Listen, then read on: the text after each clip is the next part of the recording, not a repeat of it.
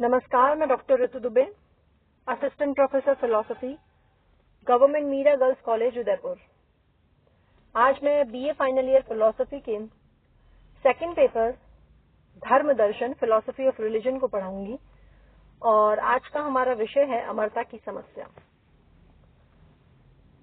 अमरता की समस्या इस विषय पर हमने अपनी चर्चा को पिछले वीडियो में प्रारंभ किया था। हम पढ़ चुके हैं कि अमरत्व का स्वरूप क्या है और अमरत्व के पक्ष में कौन कौन से तर्क दिए जाते हैं। आज हम जानेंगे अमरत्व के प्रकार कौन कौन से हैं और अमरत्व के विरुद्ध कौन कौन सी युक्तियां दी जाती हैं। तो सबसे पहले कि जैसे चार्ट में स्पष्ट हो रहा है, अमरता के मुख्यतः दो प्रकार माने गए हैं, व्यक्तित्व पूर्ण अमरता और व्यक्तित्व रहित अमरता। व्यक्तित्व पूर्ण अमरता के पुनः दो प्रकार हैं, शारीरिक और अशारीरिक। शारीरिक अमरता के पुनः दो रूप माने गए हैं, सीमित और सर्वव्यापक। इसी प्रकार व्यक्तित्व रहित अमरता के तीन प्रकार माने गए हैं, सामाजिक अमरता, जैव या संतति मूलक अमरता और तीसरा व्यक्तित्वहीन अमरता। और अब हम बात करते हैं इन पर विस्तार से। तो जैसा कि मैंने स्पष्ट किया कि मुख्य रूप से अमरता के दो प्रकार माने गए हैं, पहला है व्यक्तित्वपूर्ण अमरता और दूसरा है व्यक्तित्व रहित अमरता। क्या है व्यक्तित्वपूर्ण अमरता? व्यक्तित्वपूर्ण अमरता में मृत्यु के उपरांत व्यक्तित्व बना रहता है। मृत्यु के पश्चात आत्म चेतना की उपस्थिति ही व्यक्तित्वपूर्ण अमरता है। व्यक्तित्वपूर्ण अमरता को पुनः दो वर्ग में विभाजित किया गया है, एक है शारीरिक अमरता और दूसरी है अशारीरिक अमरता। शारीरिक अमरता को ईसाई धर्म और इस्लाम धर्म में मान्यता मिली है। इन धर्मों में मृत्यु के पश्चात भी सदेह आत्मा को, यानी देह सहित जो आत्मा है, शरीर सहित आत्मा है, उसको माना गया है। जबकि अशारीरिक अमरता में आत्मा को शरीर रहित माना गया है। भारतीय दर्शन में जैसे आत्मा को शरीर विहीन माना गया है, शरीर के नाश के बाद भी आत्मा नित्य रहती है। तो ये मुख्य भेद है शारीरिक अमरता और अशारीरिक अमरता में। फिर ये जो शारीरिक अमरता है, ये भी दो प्रकार की मानी गई है, एक है सीमित अमरता और दूसरी है सर्वव्यापक अमरता, कंडीशनल और अनकंडीशनल। सीमित अमरता का अर्थ है कि अमरता प्रत्येक व्यक्ति में अंतर्भूत नहीं है।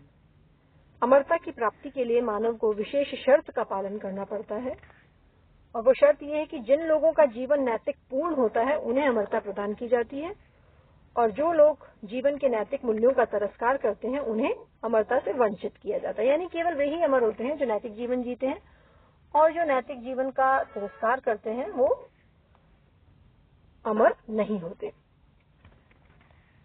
तो सीमित अमरता का जो कंसेप्ट है उसके अनुसार केवल धार्मिक व्यक्ति या नैतिक व्यक्ति ही अंत तक जीवित रहते हैं और चूंकि इस प्रकार की अमरता सीमित संख्या में होती है इसलिए इसका नाम पड़ा सीमित अमरता। ईसाई धर्म में हमें सीमित अमरता का उदाहरण मिलता है। अब देखते हैं सर्वव्यापक अमरता किसे कहते हैं। सर्वव्यापक अमरता का जो सिद्धांत है उसके अनुसार सभी व्यक्ति अमर रहेंगे, चाहे वे पाप करें या पुण्य। यानी कि यहाँ अमरता को संकीर्ण और सीमित नहीं माना गया है कि अगर नैतिक जीवन जिएंगे तो अमर होंगे, नहीं तो नहीं होंगे। इस सिद्धांत के अनुसार तो सभी व्यक्ति अमर रहेंगे। अमरता में प्रत्येक आत्मा सन्निहित है। अमरता को अपनाने के लिए किसी कर्म की अपेक्षा नहीं है। प्लेटो ने कहा है कि प्रत्येक आत्मा ईश्वर की सृष्टि है।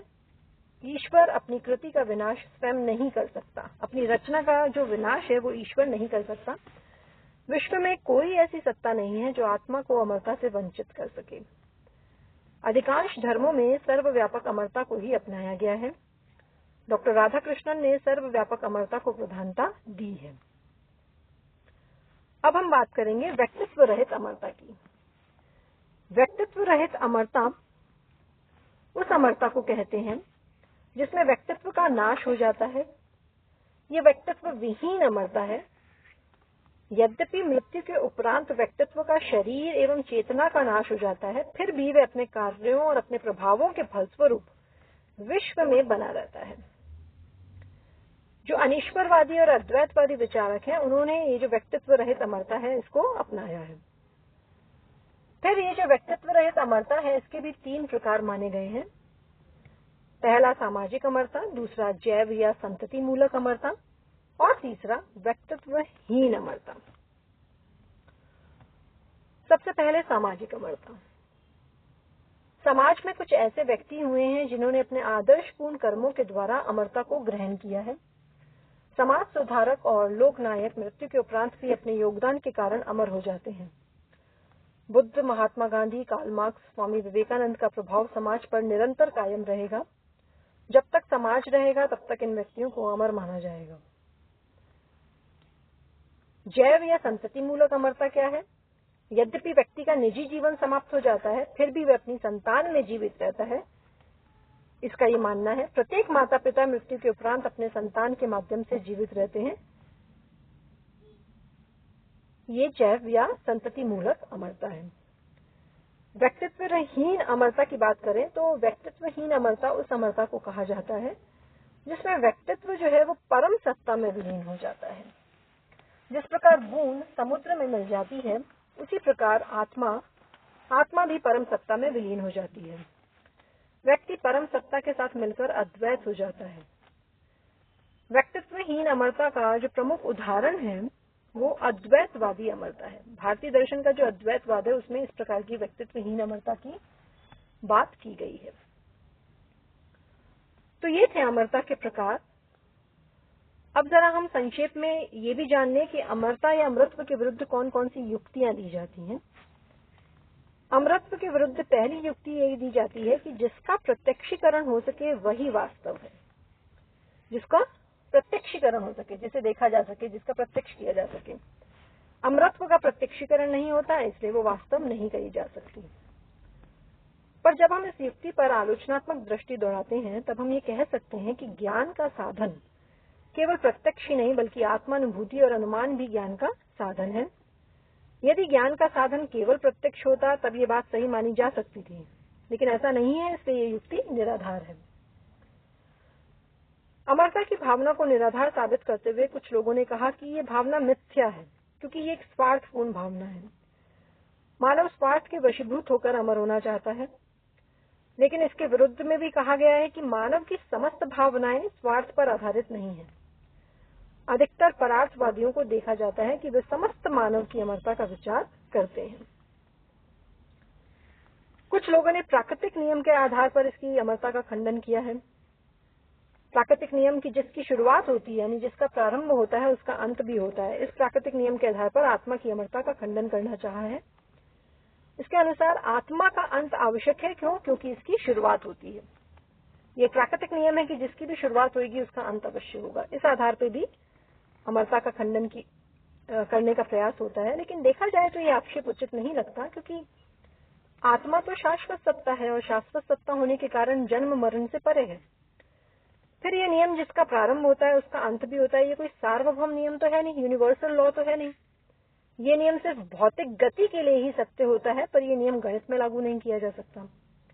दरअसल आत्मा तो आदि और अंत से परे है। कुछ वैज्ञानिकों ने भी अमरता की भावना में अविश्वास किया है। उनका कहना है कि आत्मा को अमर नहीं कहा जा सकता, पर वैज्ञानिकों का ये विचार भी निराधार है।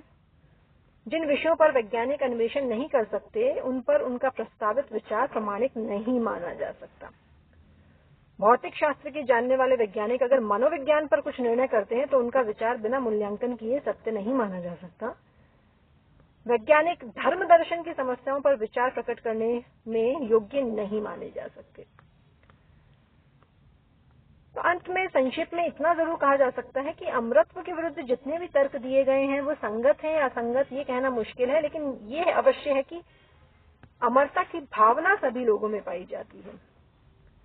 ये एक विश्वव्यापी भावना है, ये प्रत्येक धर्म का आधार है। इसलिए जब तक धर्म का अस्तित्व होगा अमृतत्व की भावना का मूल्य कम नहीं होगा। अतः मानव के धार्मिक विचार में अमृतत्व की भावना से अत्यधिक सहायता मिली है। ज्यों-ज्यों धर्म का विकास होता गया है त्यों-त्यों अमृतत्व की भावना की महत्ता बढ़ती गई है। प्राणवाद यानी स्पिरिचुअलिज्म हो या अध्यात्मवाद हो, तक इस विचार का प्रतिबिंब करते हैं या उसमें इनकी झलक मिलती है। इस प्रकार हम कह सकते हैं कि जब तक मानव का धर्म में विश्वास रहेगा, अमरत्व की भावना निसंदेह रूप से जीवित रहेगी। या यूं कहूं कि अमरता की भावना को हम तर्क से प्रमाणित नहीं कर सकते। अमरता को तर्क से अप्रमाणित करना भी संभव नहीं है। दरअसल अमरत्व के विचार का आधार तो विश्वास है और प्रत्येक धर्म में किसी न किसी रूप में अमरता को माना गया है। धन्यवाद।